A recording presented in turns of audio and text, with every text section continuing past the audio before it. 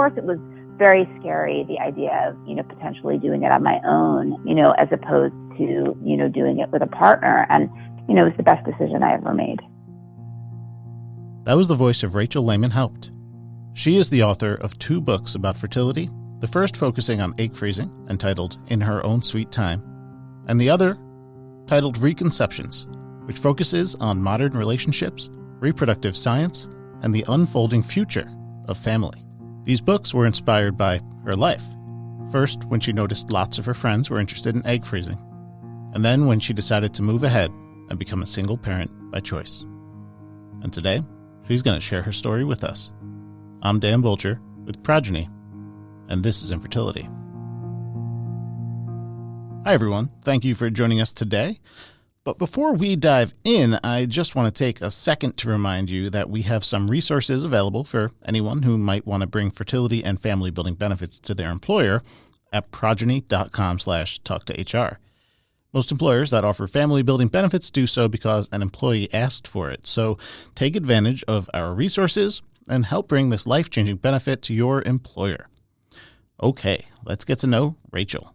So my name is Rachel Lehmann-Haupt, and I'm the author of 2 books. One about egg freezing, which is called In Her Own Sweet Time, Egg Freezing and the New Frontiers of Family, and a new book out called Reconceptions, Modern Relationships, Reproductive Science, and the Unfolding Future of Family, which really both books look at the impact of reproductive science and new technologies on how we are conceiving our families and making our plans in life. And I'm an award-winning science writer and author and expert on the future of family and the impact of life on your choices around family, pregnancy, and fertility.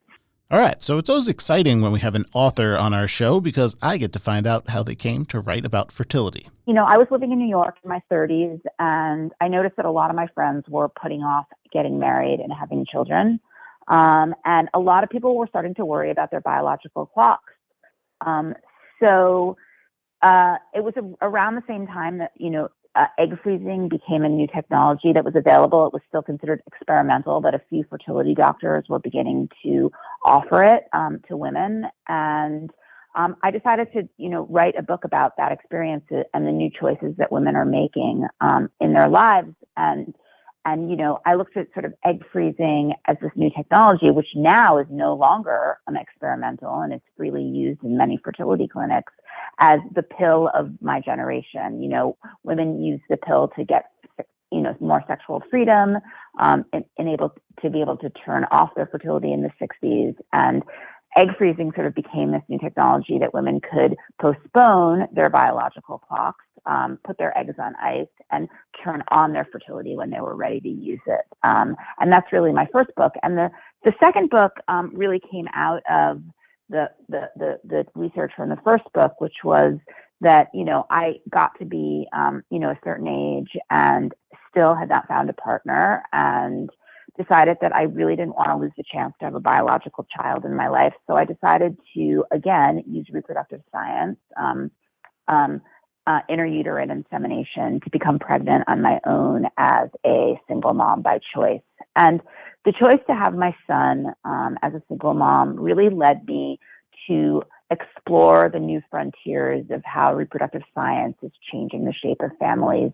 Everything from gay families and the use of, donor gametes, eggs and sperms, to the use of surrogates in their family building process.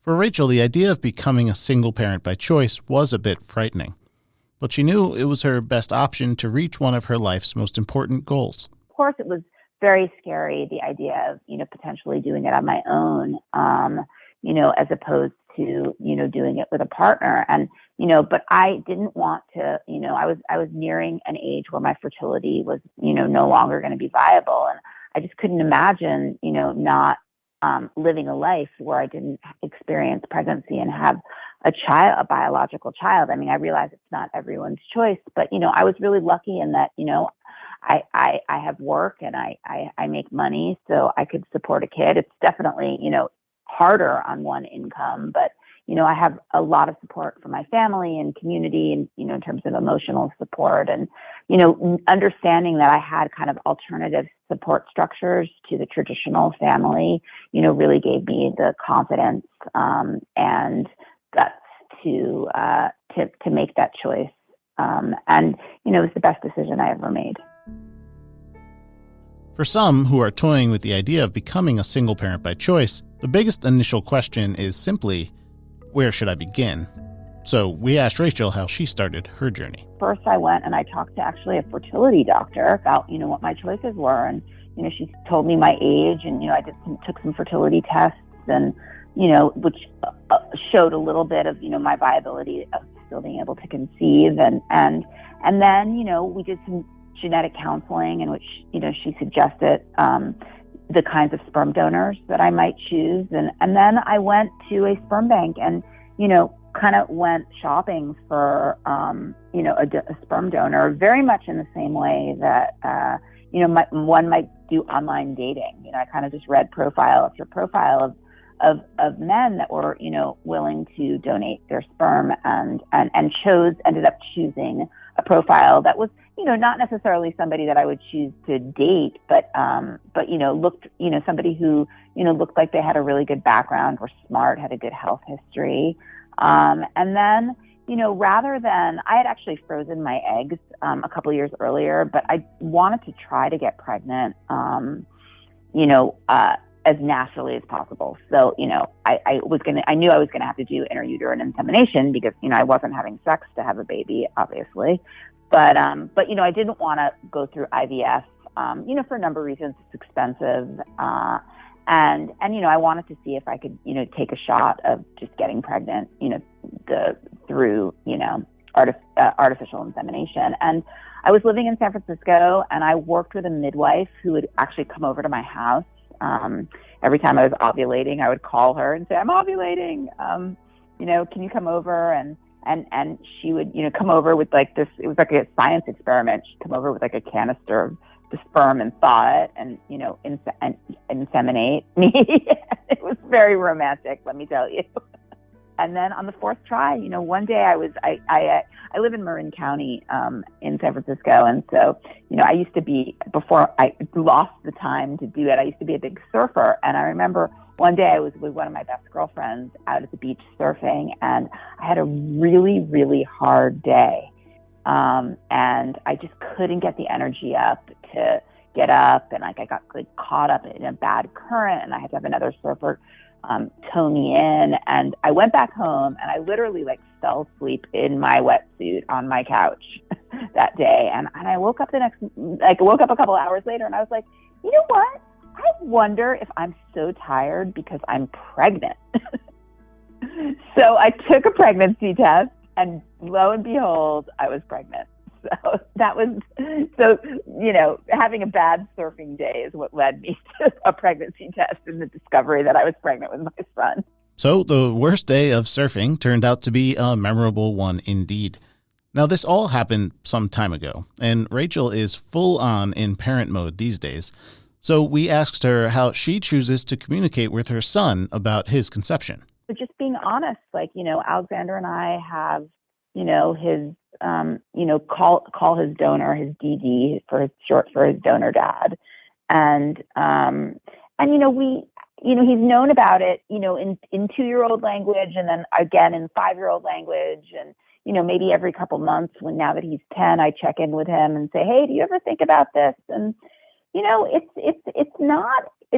not a surprisingly huge deal for him. And I wonder if that's because, he's known forever. I think where it becomes and who knows what it's going to be like when he gets older, when he starts to, want to know more about his identity and, his genetic background. But, now he'll have this option to contact this guy. But, I think that if you integrate it into the story of a child's life early and often, it's kind of similar to adoption. I mean, it's not too dissimilar from making sure a kid knows that, they're adopted, which is, something that in adoption research now shows it's really important. And even the idea of open adoption where you might be able to have access to your biological parents. Rachel decided to become a single mom by choice back in 2007, so she has a lot of experience being a single mother by choice. So, who better to alleviate one of the concerns that some have when making this choice? Will the child be okay? There's a wonderful researcher named Susan Gollenbach at the University of Cambridge who has done a lot of research around single moms by choice. And it actually turns out that kids of single moms by choice are very, very healthy. I mean, because having that one attachment is really what a child needs. And what's interesting enough is that kids that are born into nuclear families that then divorce are the least healthy. So it's interesting that like there's so much divorce in this country still, and so many kids in marriages that break up, and yet there's more stigma against single moms or single moms by choice, when in fact, it turns out that, if you have certain things like economic stability, social support, community support, that these kids do quite well. As I mentioned at the top, Rachel is an author, and in 2023, she released her latest book titled Reconceptions. The book is really squarely for anyone who is interested in how they're going to have children. So I think it's for, people in their 20s and 30s that are looking down the road and thinking, how am I going to plan my family? What are my values? What am I going to do?